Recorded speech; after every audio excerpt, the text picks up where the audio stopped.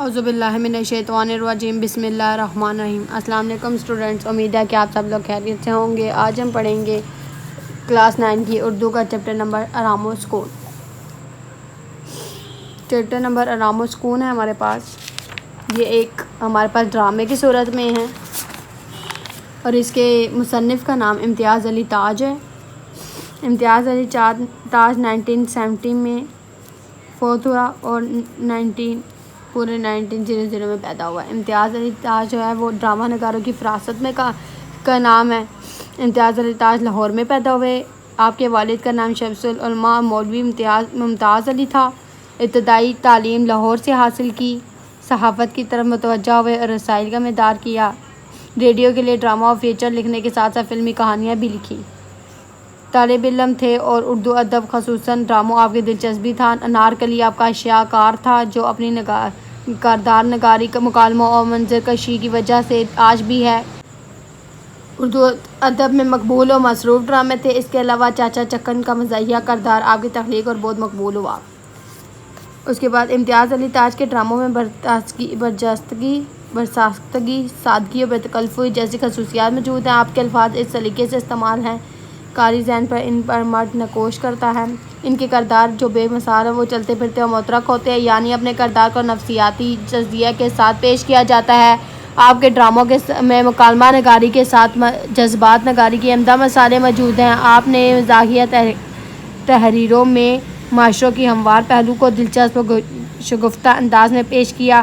یہ تحریریں فن طبع کے ساتھ ساتھ اصلاح کا کام بھی دیتی ہیں۔ مختصر، یہ تاج کی شخصیات بڑی متنوع تھی۔ اس کی زندگی کے آخری لمحات بہت درد اور کرب میں بسر ہوئے۔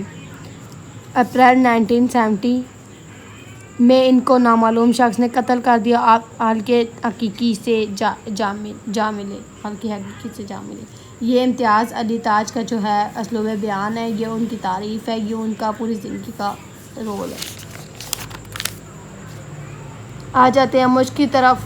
درست جواب کے گرد دائرہ لگائیں۔ حیرانی کے موقع پر استعمال ہونے والے حروف کو کیا کہتے ہیں؟ حروف تعجب۔ سبق آرام و سکون صنف نثر کے اعتبار سے ہے ڈرامہ۔ قواعد کی روح سے واو اور کون سا حروف ہے؟ حروف عطف۔ خبردار دیکھنا زانہار، قواعد کی روح سے کون سا حروف ہے؟ حروف تنبیہ۔ امتیاز علی تاج کی وجہ شہرت کون سا صنف ہے؟ ڈرامہ۔ امتیاز علی تاج کی تحریروں کی نمایاں خوبی برجستگی اور بے ساختگی۔ اس کے بعد امتیاز علی تاج کے ڈرامہ بیگم کی بلی طالبہ کو سنوایا جائے۔ آپ نے یہ ڈرامہ سننا ہے، بیگم کی بلی۔ اس کے بعد آرام و سکون ڈرامے کے ظاہری ابتدائی حصے کو ایک طالب علم بلند آواز سے درست تلفظ کے ساتھ ادا کرے۔ آپ نے ڈرامہ سکون کی پورے چیپٹر کو ریڈ کرنا ہے اور انہیں صحیح الفاظوں میں پڑھنا ہے اور اس کے سبقوں سے آپ خود سمجھنا ہے۔ اس کا مرکزی خیال یہ ہمارے پاس یہ ہے، اس کو بھی اونچی آواز میں آپ نے پڑھنا ہے۔ اس کے بعد آ گیا لاء اور قالین کا حصہ، درجہ ذیل ہے، اس کو آپ چھوڑ دیں۔ اور یہ لاء اور قالین والا بلکہ یہ ہے، یہ انہوں نے ایک ڈرامہ لکھا ہے اور یہ اس کے کچھ کوسٹن آنسرز ہیں، تو کوسٹن آنسرز پہ چلتے ہیں۔ اپنے حافظے سے تسلسل کے ساتھ ساتھ درجہ ذیل عبارت کے اہم نکات بتائیں۔ اس کے جو اہم نکات ہے، آپ نے یہ پیراگراف پڑھنا ہے اور اس کے اہم نکات بتانے ہیں کہ اس میں کیا ہے۔ اس میں ہمارے پاس فن کے بارے میں ہے، اس میں ہمارے پاس کیا ہے؟ فن کے بارے میں۔ سیکنڈ، ہمارے پاس دی گئی عبارات کو درست تلفظ، لب و لہجہ، تار چڑھاؤ اور ضرورت کے مطابق تاثر کے ساتھ پڑھیں۔ اس کو آرام سے آپ نے پڑھنا ہے، ریڈ کرنا ہے۔ تیسرا کوسچن ہے، ڈرامے میں تجمل اختر کو کیوں نواز رہا تھا؟ کیونکہ وہ سوسائٹی کو بتانا چاہتا تھا۔ یہاں سے کیونکہ وہ سوسائٹی کو بتانا چاہتا تھا، یہ ہم نے کیونکہ وہ سوسائٹی کو بتانا چاہتا تھا۔ تجمل نے اختر کے بقول اس کی سرپرستگی کس مقصد سے کی؟ یہاں سے ہے، میں نے اس صلاحیتوں کو زندہ رکھا ہے، یہ کب تک ختم ہو چکی ہوتی؟ جس طرح بڑی بڑی دکانوں کے دروازوں پر انسانی پیکروں کو نہایت خوبصورت اور شفاف لباس پہنا کر انہیں الماریوں کے اندر سجا دیا جاتا ہے تاکہ لوگ ان حسین و جمیل مجسموں کو دیکھ کر دکانداروں کے اعلیٰ ذوق اور ان کی شان و شوکت سے مرعوب ہوں، اسی طرح آپ بھی اپنی عمارت اور اپنی شخصیت کی نمائش کے لیے میری ذات اور میرے فن کا استعمال کر رہی ہیں۔ یہاں تک ہے، سوری یہاں تک میں نے لگایا تھا لیکن ایکچوئل میں یہ یہاں تک ہے، یہاں سے یہاں تک چوتھا والا۔ اس پیراگراف کا موضوع کیا ہے؟ کہ اپنے فن کو ہمیشہ زندہ رکھا جائے اور اپنے لیے استعمال کیا جائے، نہ کہ دوسروں کے لیے استعمال کیا جائے۔ آگے اس اقتباس کو نظر رکھتے ہوئے خلوص نیت کی اہمیت بیان کریں، جو بے شک عملداروں کو مدار نیتوں پر ہے، اور دنیا شان و شوکت کی عرض میں کیا گیا کوئی کام تسکین قلب کا سبب نہیں بن سکتی۔ اس کے بعد آ جاتے ہیں یہاں پر آرام و سکون کو بچوں نے پڑھنا ہے، اچھی طریقے سے ریڈ کرنا ہے۔ اس کے بعد آ جاتے ہیں مندرجہ ذیل جملوں پر۔ تردد کا جملہ ہمارے پاس یہاں پہ ہے۔ تردد کی معلومات ہمیں برقیات، مواصلات اور دیگر شعبوں میں مدد فراہم کرتی ہے۔ یہ ہمارے پاس تردد کا جملہ ہے۔ اس کے بعد آ جاتے ہیں ہم تقویات کا جملہ ہمارے پاس کیا ہے؟ دنیا بھر میں لوگ تقویات حاصل کرنے کے لیے مختلف طریقوں کا استعمال کرتے ہیں۔ دنیا بھر میں لوگ تقویات حاصل کرنے کے لیے مختلف طریقوں کا استعمال کرتے ہیں۔ اس کے بعد ہمارے پاس ہے متعلق کے لیے ہمارے پاس جملہ ہے، جج نے علی کے متعلق فیصلہ کر دیا۔ متعلق کا مطلب ہے بس فیصلہ ہو گیا، نہ کسی شرط کو ہٹا کر۔ شور و گل، ہر شخص شور و گل کو اپنی زندگی میں اپناتا ہے۔ مقوی، اس کا یہ فیصلہ مقوی ہے۔ مقوی کا مطلب ہوتا ہے مضبوط ہے۔ معائنہ، اسلم نے احمد کے گھر کا معائنہ کیا۔ یہ ہمارے جملے ہیں۔ اس کے بعد آ جاتے ہیں جملوں کے اجزاء ترکیبی، مرکب ناقص، مرکب تام۔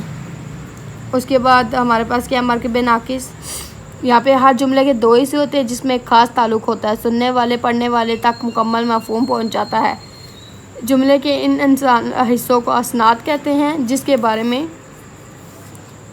کچھ کہا جائے تو مسند الہی، اور جو کچھ کہا جائے اور اسے جس کے بارے میں کہا جائے اسے مسند الہی ہے، جو کچھ کہا جائے اسے مسند کہتے ہیں۔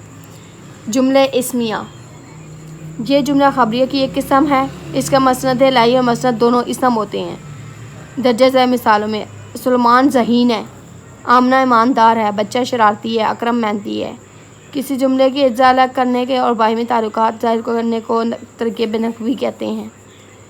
جملے اسمیہ کے مسند الہی کو مبتدا اور مسند کو خبر کہتے ہیں، جیسے کہ سلیمان، آمنہ، اکرم بچہ مسند الہی ہے، مبتدا ہے کیونکہ یہ نام ہے نا۔ ذہین، ایماندار، محنتی، شرارتی مسند ہے کیونکہ یہ خبر دے رہا ہے تھے فعل ناقص ہے۔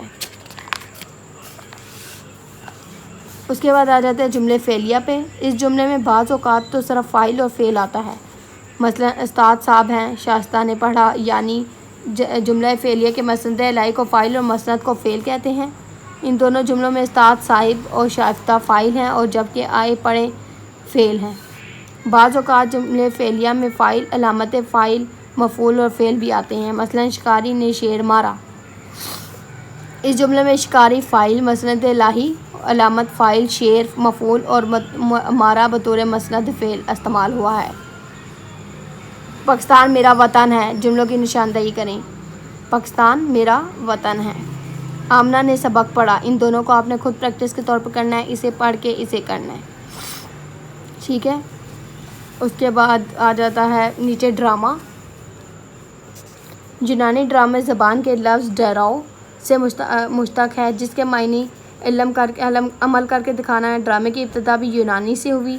برصغیر میں بھی قدیم زمانوں سے ڈرامے کا سراغ ملتا ہے۔ راجہ بکر مجید کے عہد کا لکھا ہوا ڈرامہ شنکیتیلا دنیا بھر میں بڑی شہرت رکھتا ہے۔